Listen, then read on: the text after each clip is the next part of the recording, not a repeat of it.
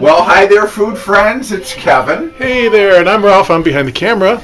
And we're just going to make some cookies today. A good thing to do on a fall day. It's a good thing to do, and one of my favorites, too. Yes, and we love to give these away to our neighbors who are great to us, and this is their favorite, too. So we're just making oatmeal butterscotch cookies today. We're not going to give them all away, are we? What? We're not going to give them all away, though, no, are we? we'll keep a few.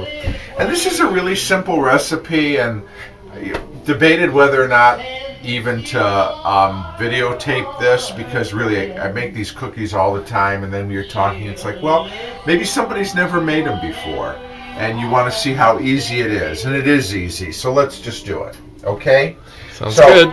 You do need a mixer, an electric mixer. You can, if you have a hand mixer, that's fine. I'm using a stand mixer for this because it is sort of a thick dough, so I'm gonna first, what we're doing is we're going to do something called creaming, and that is mixing the butter and the sugars together.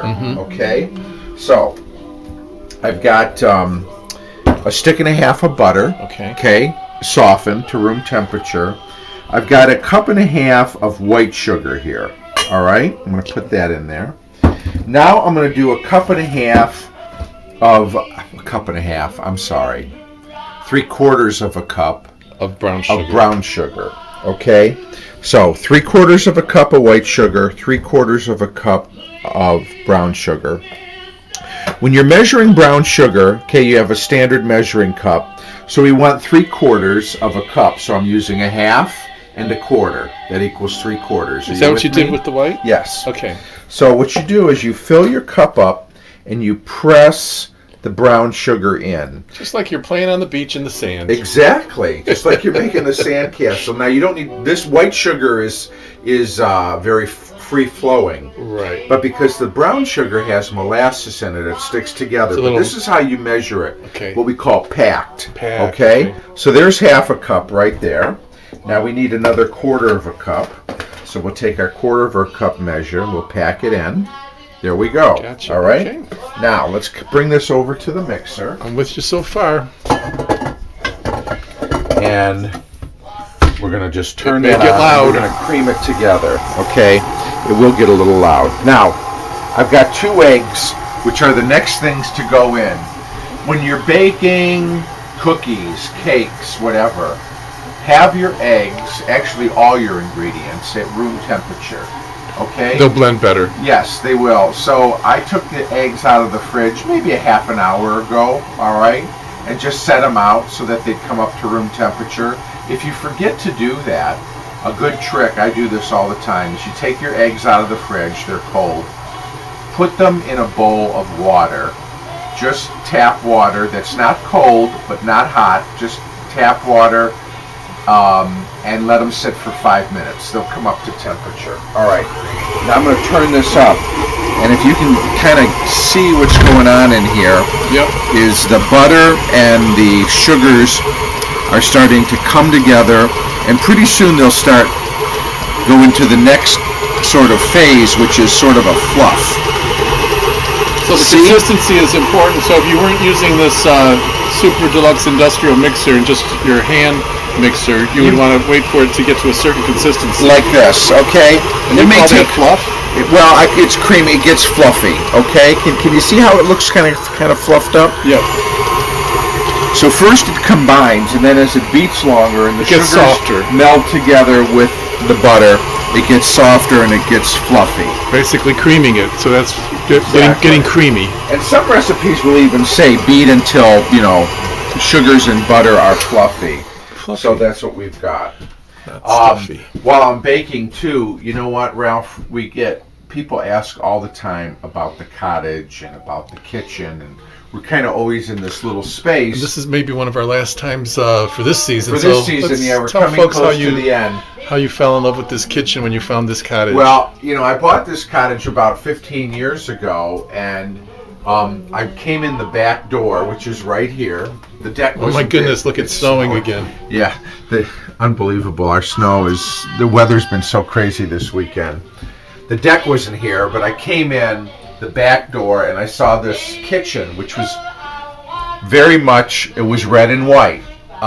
There were a few differences, but when I saw the red and white kitchen, and I actually saw how large the kitchen was, because a lot of the cottages up here, you know, most of these cottages up here were built in the 40s and 50s. The kitchens are very small, so I fell in love with it, and I said red and white, colors of the Polish flag, and the people I bought it from actually were Polish.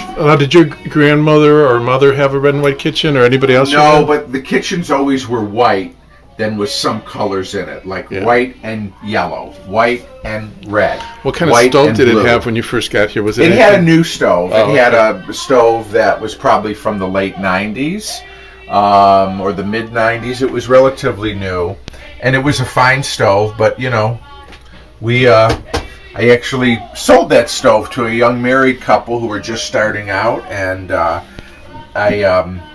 I started using my vintage stoves in its place. Is that when you started collecting your vintage stoves, or well, had you been kind of collecting them for a while? I had them for a while, and you know, a lot of the things that you see in the kitchen are things that were given to me, and a lot of them were things that we found in our travels to different places and estate sales and garage sales and things like that. But you know, when people know that you collect something, that seems to be what, you know, you get all the time as gifts, which is wonderful. But so most of this was all here in terms of the basic layout, the basic red and white, here. This counter thing that you like. Big cabinet, which is, show them how big that top drawer is. Top drawer. It's really an old buffet. It's from an old look at all this stuff. So it's used as a kitchen thing, but it's really meant to be like more of a buffet table. It's from an old dining room set. So they painted it white to make it fit in. Because originally it had a blonde, it kind of had a blonde finish to it. But this is, of course, tons of storage because we don't have a lot of cabinets here. And then over here, our dear sweet neighbor, Donna, she's always finding little things for me, and these are all these little kids' toys. Right from the first time we met her. Yeah, look at this little milkshake mixer, and here's another one, a little wind-up toy. Of course, we always like to have our little big boy. Our big boy, right? And, apple cookie jar and the like, and so there's an old, really old. Bottle of Accent, which is really just MSG. Excuse me, sir, does your Accent have any MSG in it? You got a little Campbell's soup dollop there. Yeah. So what's this thing? That's an ice crusher. So you put your ice cubes in here. Oh, old-fashioned. If you turn it one way, it crushes them coarsely. If you turn it this way, it crushes them finely. And then underneath, it falls into this little cup. See? Oh. Isn't that cool? I thought it was coming out of the bottom of that thing, but it's actually goes into that cup. Right. So great. Good stuff. Anyway, so that's just a little bit more of a 360 degree look at the kitchen, and like I said, a lot of this stuff is just things that either have been given to me or we've accumulated over the years. All right. So back to work. Back to our regular scheduled program. Our cookie dough. Now what I'm going to do is I'm going to put 2 eggs in here, okay? And also a little bit of vanilla. So we've creamed our sugars and our butter. Now we've added our 2 eggs. I'm going to put in a teaspoon of vanilla, just eyeballing that.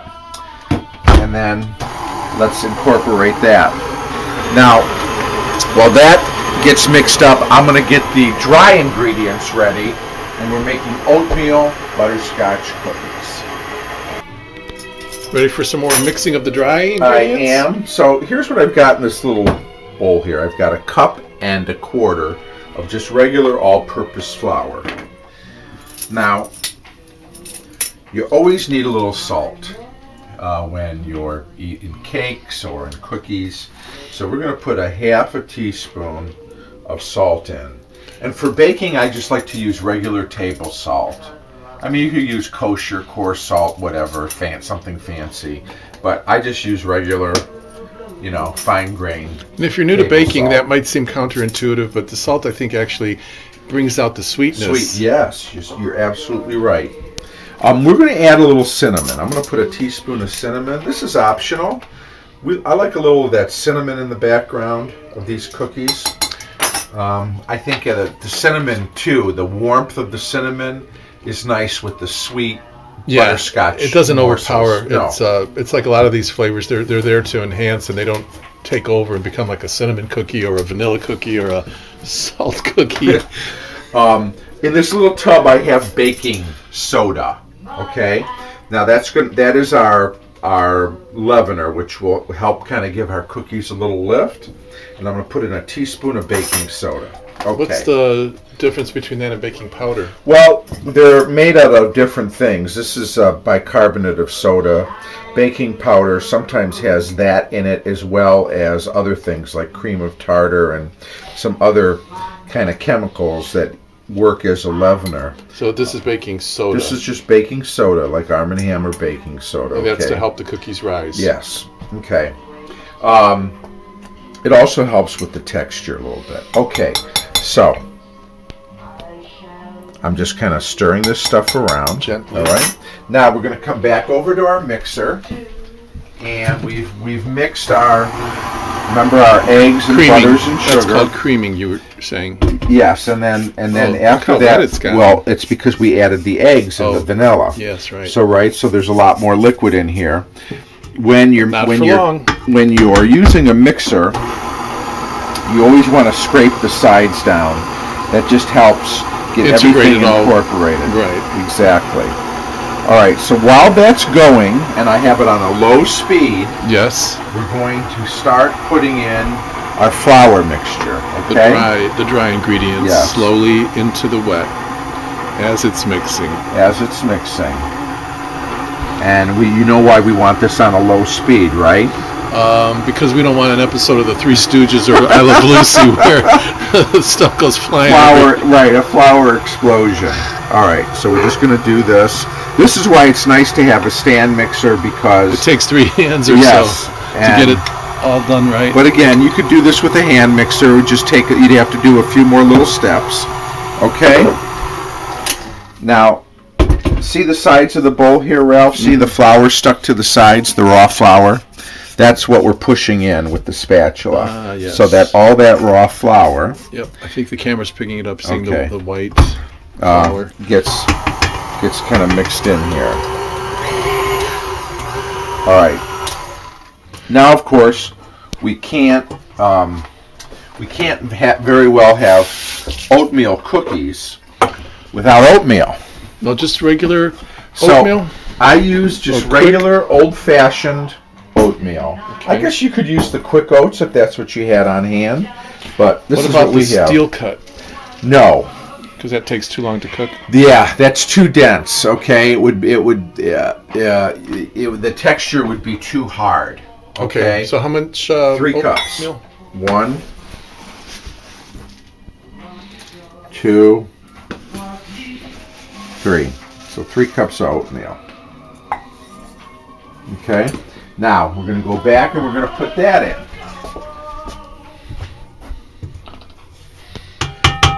So, again, slowly.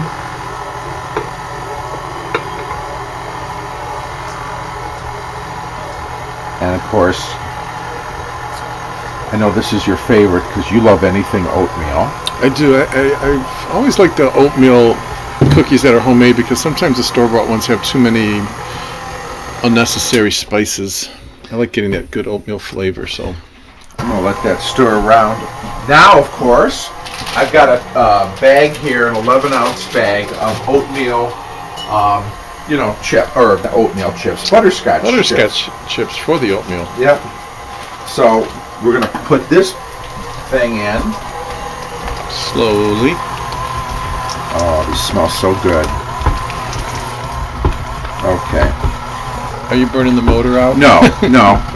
It's strong, but it's just, you can hear it's okay.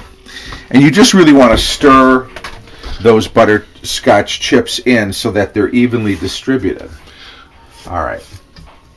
So is that about the right consistency? Yeah, It's supposed to that be? is good. All right, so Wow. I notice you're not overly blending it. no, just enough to get everything's mixed fine. Right. So the oven is preheated to 375 degrees. Okay, I'm going to use 2 racks. So what I've done is I've kind of put them so that the bottom rack is the same distance from the bottom that the top rack is from the top, okay? So the 2 racks are in the middle because I do 2 trays of cookies at once. And you want helps things go a little You want them faster. as much close to evenly distributed in the oven as possible. Right, and I actually will rotate them halfway through their baking time. So we'll be back. I'm going to get our baking pans ready and we'll come back and get these cookies in the oven. Okay, so I am just preparing the baking sheets here, Ralph, and I'm putting down parchment paper.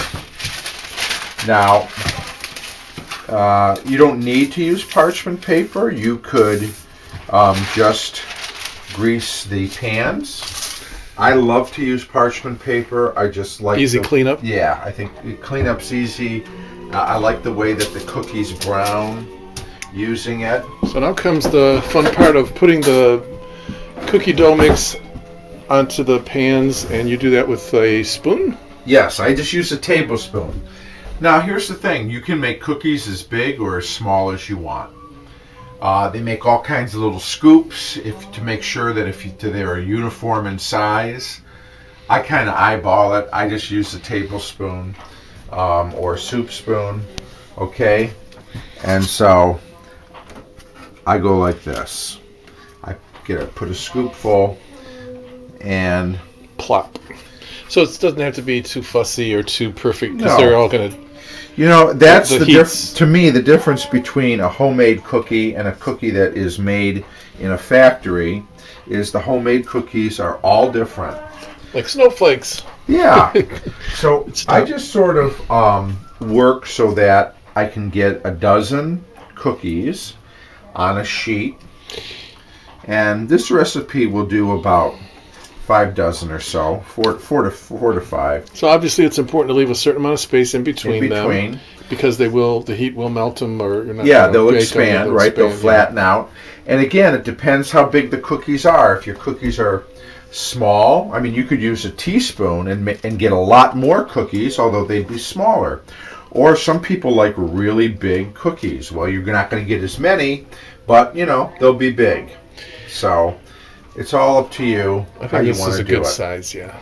All right, so I'm going to get this other one filled, and then I'll show you how we'll put these in the oven.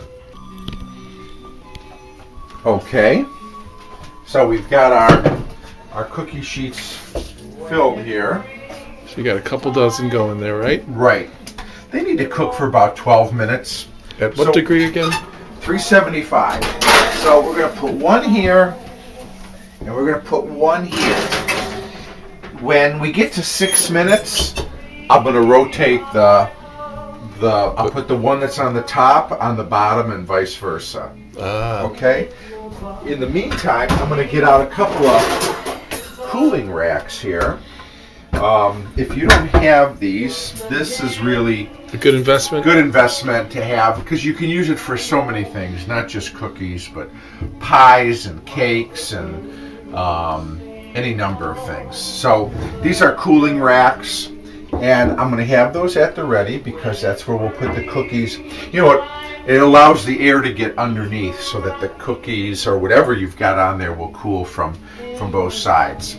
So I get tidied up around here, listen to a little bit more of Johnny Ray, and get ready for these warm cookies to come out of the oven. Okay, 6 minutes. So here, Ralph. Time for the switcheroo. We're going to do the old switcheroo. So I'm rotating, doing 2 things. I'm going from top to bottom, and I'm rotating the actual pan also. Gosh, those look so really there. good already. See how they're puffing out? Yep. And melting out, or what'd you call it? Expanding. Yeah, expanding, spreading out. Oh, so boy. we'll be back in another 6. They should be done. Kitchen sure smells good. How's it looking in there? It is looking good. Let me show you. Now, are you watching the clock or just looking at the edges to see if they're... I'm doing both. See that? They're nice and brown. Yeah. Now, you know, doneness is a relative kind of a thing. So, I want them brown, but not too dark. Because also... The longer you cook them, the more crisp the cookie will be. So we like a little chewiness, a little softness, but not not to the point of being raw. The camera probably can't pick this up, but these are continuing to turn brown. Well, because they're on a hot sheet. I think you've mentioned, or somebody mentioned that, they almost continue to bake a little bit even after you take them out of the oven. So that's why taking them out, even if it seems a little early or too soon, might be a good idea. You know, the thing that when you're looking at them in the oven, you want to make sure that you see a brown around the edge. Okay. And just in the minute that these have been out, they've gotten more brown. Okay. Now, another thing is, don't be in a rush to get these off the sheet. Let them sit for a minute, okay? Because when they first come out of the oven, they're very soft, okay? Very pliable. And you don't want to mess up the shape of them. They're very soft, okay? So let them sit and cool a little bit, and then put them on the cooling rack. Yeah, they're still going to be hot because they're on these hot pans. But they'll hold their shape better. Yeah, they'll tighten up a little bit. So let me give it another 30 seconds, and we'll come back, and we'll just transfer them. You're going to time me.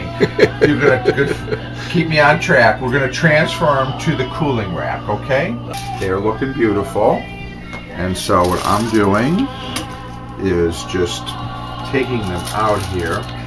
And because you've let them cool for a minute or two, they're actually coming off the parchment paper now. Right, and you know, the parchment paper is just kind of has a little silicone coating to it, so that's why the cookies don't stick to it. But you see that they're not losing their shape. They're coming off nicely and easily. Just almost ready for a big glass of milk. Yeah. So I'm going to get these off here. A cup of coffee. I just made a pot of coffee. Beverage of choice. Oh, that's what I was smelling. Okay, good.